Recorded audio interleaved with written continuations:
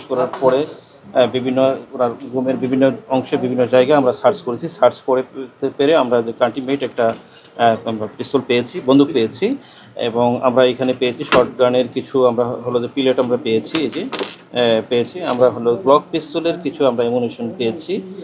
7.62 যেটা small arms সেটার আমরা অ্যামুনিশন পেয়েছি, একাধিক অ্যামুনিশন পেয়েছি এবং হলো যে একবারে ছোট ছোট পার্সোনাল আর্মস যেটা বলে, পার্সোনাল আর্মস একেবারে ছোট পেন্সিল পিস্তল বলে, সেইগুলোর আমরা কিছু অ্যামুনিশন আমরা পেয়েছি।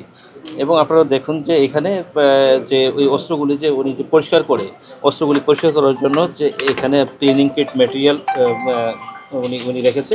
উনি শিডিউলি এবং পিরিয়ডিক্যালি এই কাজগুলি আপনার পরিচালনা করে এখানে ইতিপূর্বে এখানে অবশ্যই অস্ত্র পরিষ্কার করেছে এবং অস্ত্র যে পরিষ্কার করেছে সে আমরা এখানে কিন্তু আমরা সে প্রুফ কিন্তু পেয়েছি। এটা হলো ইউজড কিট এবং এটা হলো আনইউজড কিট। বিভিন্ন অস্ত্র পরিষ্কার করতে এই কিটগুলো আপনারা ব্যবহার করেন।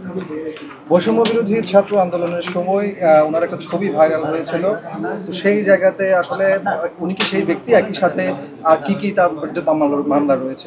হ্যাঁ, ডেফিনেটলি উনি সেই ব্যক্তি, কিন্তু আমরা যে বৈষম্য বিরোধী ছাত্র আন্দোলনে উনি যেটা দিয়ে আপনার ফায়ার করেছেন সেটা দিয়ে সেই অস্ত্রটা আমরা এখনো আমরা বের করতে পারি। নগরীর বিভিন্ন জায়গায় বৈষম্য বিরোধী আন্দোলনের সংক্রান্ত বিষয়ে আমরা মামলা হয়েছে, একাধিক মামলায় উনি আসবেন।